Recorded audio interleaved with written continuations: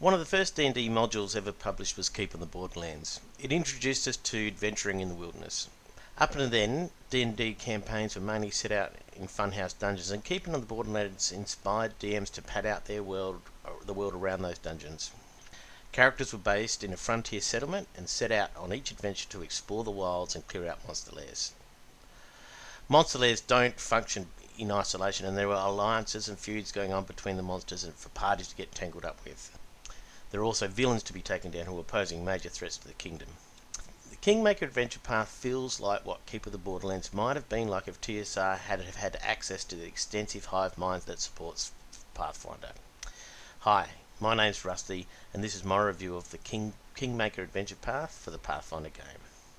This video is for players and GMs, and I will avoid potential spoilers. If this video is popular, I'll look at producing a second video that's just for GMs. Kingmaker is available from Pathio, from their website, and has been published in virtual tabletop format by Fantasy Grounds. The first content you want to go through as a GM or a player is the Kingmaker Player's Guide. It's a free download from Pathio, and in Fantasy Grounds it comes with the module Part 1, The Stolen Lands. But the Player's Guide will give you an overview of the Kingmaker setting and how the main races fit in. Recommendations for character building are provided for all the main classes. Kingmaker is a very diverse adventure path with all classes provided with an opportunity to shine. The Player's Guide will recommend some campaign specific traits you might want to think about. Kingmaker takes place in the river kingdoms, and there are a description of nearby locations that players can use to build their backstories.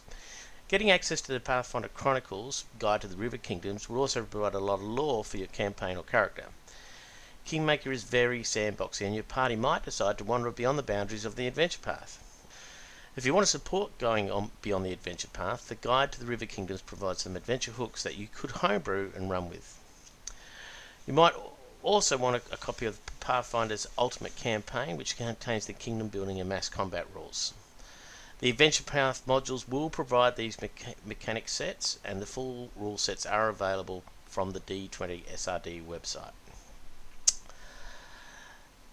The Player's Guide provides a character sheet for your kingdoms that you might want to use later on as well. My advice to GMs is to set up expectations with your players now if you really want to run with either or of the kingdom building or mass combat mechanics later in the campaign. There are feats, skills and ability decisions that can be made in a character development that they can influence the player's interaction with kingdom building and mass combat later in the campaign if players are focused in the right direction from the outset. In the first adventure path, the party will get straight into the action. They'll start at a frontier trading post and will be given a lead for a quest, and this is how Kingmaker works. The party sets off on one quest and stumbles across another quest. They explore some more territory and come across different quests. There's a main quest line that, if it's followed, will take the party where they need to go to complete the storyline. I like this concept as it brought back fond memories of Keep on the Borderlands and how, in my mind, old school D&D should be played. I've read other reviews where the group found it tedious wandering from quest to quest rather than straight down an adventure path, but this wasn't the case for our group. We really enjoyed this format. Part 2 of this adventure path, Rivers Run Red, can be played out in the same way as the first, but now the characters are introduced to the kingdom building mechanic. The kingdom building system in Pathfinder isn't for everybody, and you'll get out of it whatever you put into it. If you want your character to have the experience of influencing the development of a kingdom, then this is an extensive rule set to guide you through that process. As far as kingdom building systems goes, this is as comprehensive as I've ever seen. But it's highly cumbersome and probably best left for working on outside of game time. Kingdom building is not a spectator sport, but if you love comprehensive mechanics that enable your character to rule a region, you're going to have fun with it. Kingmaker storyline does not depend on the application of the kingdom building mechanics, but you can certainly switch things up a bit if you want. The system tends to let the parties off a bit lightly, and they will most likely develop very powerful kingdoms with tons of magic items without any intervention from the GM. The writers do recommend that the GM provide some interventions if the player groups do become too powerful, but this may be difficult to pull off with your player group if you don't set expectations up from the outset. My group used the kingdom building system to generate available magic items in their community, which then the characters had to buy. There was always one player in the background that was enthusiastic enough to work on the kingdom building mechanics in between gaming sessions. Not much in terms of magic items came up that they really wanted, so they pretty much ignored them and relied more on their crafting skills to create the specific items they wanted for their characters. In Kingmaker, time passage is measured in days, and while the party is out exploring, there's really more than one encounter per day.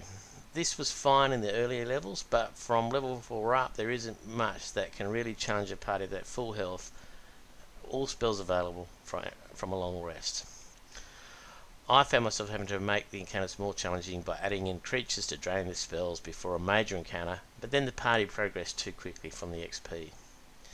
It didn't take long before they were too powerful for the phase they were in, and I had to intervene to move them onto the next storyline. These should continue throughout all the modules in this series, and I'm not sure how you would fix it. If you've got any ideas, leave some comments. Part 3, the Varnhold Vanishing, steps up the plotline a bit and continues along the same style of gameplay. Quest, explore, quest, explore. We really enjoyed the Varnhold Vanishing and pulled a couple of 8 to 10 hour sessions. We were having so much fun. It was like being 15 years old again and doing all-nighters at the mate's place, except we're all online in fantasy grounds and playing from all over all corners of the globe.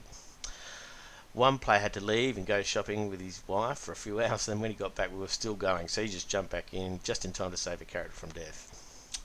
In Part 4, Blood for Blood, the mass combat system is introduced. This is what I was really interested in, because I've seen lots of versions of mass combat in D&D and none have worked for great gameplay in a role-playing game. Mass combat is only a small part of Blood for Blood, and the initial battles are designed to introduce players to the concept and teach them the basics so they start thinking about army development. Like kingdom building, you'll get out of mass combat whatever you put into it. If all the players accept the rules as they are and just go with it, I think it can be fun. However, the mass combat system doesn't facilitate a player using their specific combat actions to interact with an army on the battlefield. In Pathfinder Mass Combat, only armies can interact with armies. Individual characters can interact to a certain extent. They can provide buffs to their armies and penalise opponents' armies, but their options are limited, and my players didn't appreciate the limitations. Other GMs I've spoken to about mass combat in Pathfinder did away with the whole mass combat system and created an army as a new monster that the players can engage with. The kingdom building system does influence how many and how powerful the party's armies are, but again, you can just ignore that and assume the party settlements have recruited armies.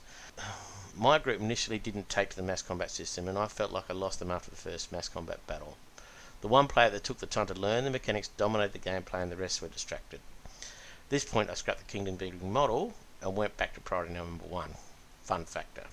I developed an army for each player based on the assumption that each character, as a ruler, would have recruited a faction of followers who they had taught and mentored their skills and crafts to.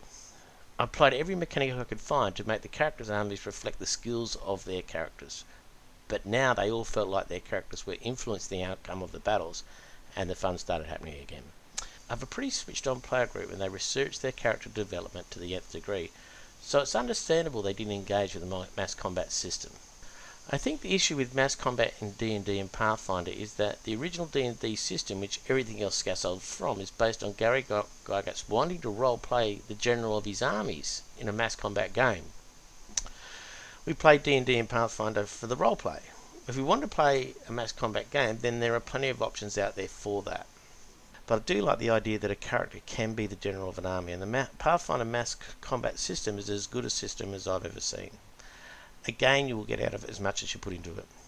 As the GM, set your expectations up with the players pre-campaign about engagement in mass combat if you want it to work. Apart from the mass combat in Part 4, Blood for Blood, which is only a small part, the campaign carries on the same format, explore quest, and it's a lot of fun. Part 5, War of the River Kingdoms, mass combat really kicks in, so be ready. If you're using the mass combat system, have your armies ready. If you're not, then think about how you might handle some of the scenarios otherwise. Either way, it's doable. There is a regional festival that characters get invited to. In this section, within Part 5, War of the River Kingdom, it uses various skills based on outside the normal Pathfinder combat engagement mode. I had a couple of players that didn't get the opportunity to engage with this section fully because their abilities didn't really align. However, with some thought, you could modify the event to ensure that all players can use their skill sets and get involved. Apart from the mass combat, which dominates, and the skills-based events, Part 5, War of the River Kingdoms, follows the same style as the previous parts, Quest Explore, with a major plot line to follow, but essentially it's a sandbox. At this point, my group dissipated due to real life. I don't feel like bringing in a new player at this high level would have worked too well, and we were all looking for some inspiration. We decided to put Kingmaker on hold, and we might revisit it at some other time. I've read ahead with the final chapter, and without giving away the spoilers, I think it'll be a lot of fun. The Quest Explore continues, but the main plotline takes the characters to places where you would want them to go when they're at high level. I do look forward to playing this out someday.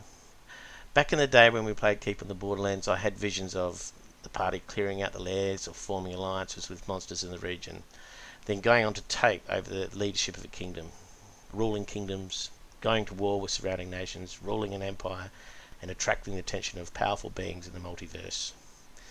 The Kingmaker Adventure Path does all of this, and you will get as much out of it as you put into it. Own it and have fun. Bye for now. Rusty.